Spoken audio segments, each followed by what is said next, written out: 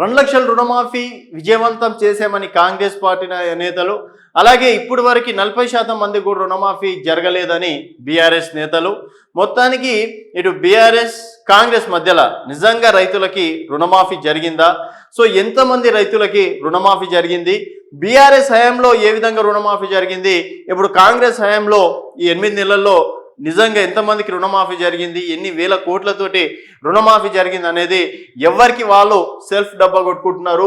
So రుణమాఫీపై భారీ ఫ్లెక్సీలు, BRS Congress ప్రభుత్వాల అమలు తీరుపై మార్కెట్లు, మండల కేంద్రాలు, రైతు వేదికల్లో ప్రదర్శన, ప్రజలకు స్పష్టత ఇచ్చేందుకు ప్లాన్, ఇప్పటికే టీపీసీసీ నిర్ణయం. సో రుణమాఫీ అంశం పైన కూడా బీఆర్ఎస్ 22వ తేదీ నాడు మండల కేంద్రాల్లో కావచ్చు, తర్వాత జిల్లా హెడ్ క్వార్టర్స్ లో కూడా రైతులతోటి ధర్నా చేపించే కార్యక్రమం చేపడుతుంది.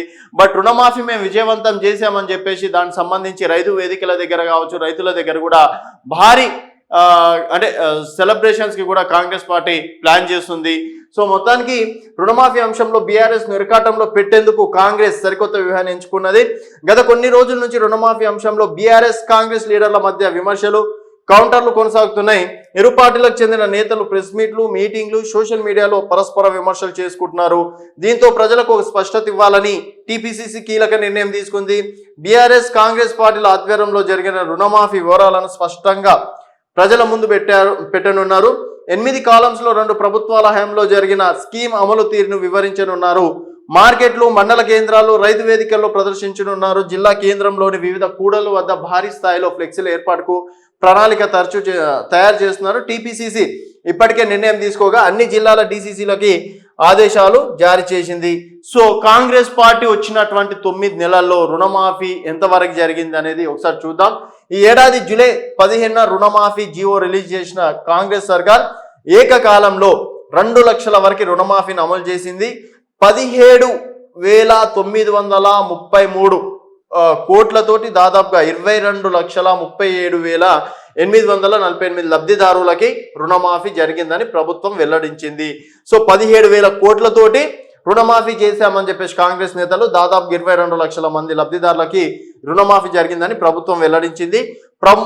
పవర్లోకి వచ్చిన 8 నెలల్లోనే ఆగస్టు 15 నాటికి 18,000 కోట్లతో రుణమాఫీ చేశామని, బడ్జెట్లో 31,000 కోట్లు పొందుపరిచామని కాంగ్రెస్ ప్రభుత్వం పేర్కొంటుంది. అలాగే బీఆర్ఎస్ హయాంలో ఏ విధంగా జరిగిందనే దానిపైన కూడా వాళ్ళు చెప్తున్నారు. బీఆర్ఎస్ పార్టీ రుణమాఫీకి 2014 ఆగస్టు 13న 2020 మార్చి 15న జీవోలు విడుదల చేసింది. సో 2014 ఆగస్టు, తర్వాత మళ్ళీ 2020 మార్చి 15న. సో 2014 రుణమాఫీని 4 ఏళ్ల పాటు 4 వాయిదాల్లో చేశారు. ఇందుకు వరుసగా 2014 నుంచి 18 వరకు 4,040 కోట్లు, అలాగే మళ్ళీ 4,040 కోట్లు, మళ్ళీ 4,025 లక్షల కోట్లు. సో ఆ విధంగా అంటే 4,000 కోట్లు 4,000 కోట్లు 4,000 కోట్లు చొప్పున విడుదల చేశారు 4 విడతల్లో. వీటి వల్ల రైతులకు ఎలాంటి ప్రయోజనం లేదని, అసలు అలాగే ఉండగా వడ్డీకి సర్దుబాటు చేశారని కాంగ్రెస్ వివరిస్తుంది.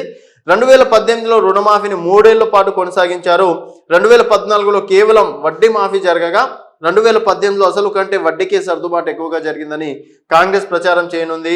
2014లో 16,144 కోట్లు, అలాగే 2018లో 11,910 కోట్లు చొప్పున మాత్రమే నిధులు కేటాయించారని కాంగ్రెస్ వెల్లడించింది.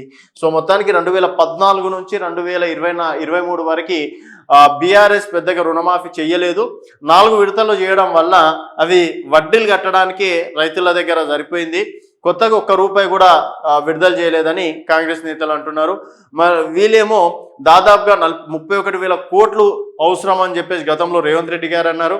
బట్ ప్రభుత్వ లెక్కల్లో 17,000 అంటే దగ్గర 18,000 కోట్లతోటి మేము రుణమాఫీ చేసామని చెప్పేసి అంటున్నారు. మళ్ళీ అప్పుడేమో 30 లక్షల మంది రైతులు లబ్ధిదారులు ఉన్నారు. బట్ ఇక్కడ చూసుకున్నట్టయితే 22 లక్షల మంది లబ్ధిదారులకు ఇచ్చామని చెప్పేసి అంటున్నారు. అలాగే ఎవరికైతే బ్యాంక్ ఆధార్ కార్డ్ మ్యాచ్ కాలేదో వారికి కూడా త్వరలోనే సర్దుబాటు చర్యలు తీసుకున్న తర్వాత వాళ్ళకు కూడా మాఫీ చేసే ప్రక్రియ కొనసాగుతుందని చెప్పేసి అన్నారు. మరి మొత్తానికి రైతులకి అసలు రుణమాఫీ చేసిన సర్కార్ ఏందనేది మీ అభిప్రాయాల కింద కామెంట్ రూపంలో తెలియజేయండి. చూస్తూనే ఉండండి వైబ్రాంట్ టీవీ.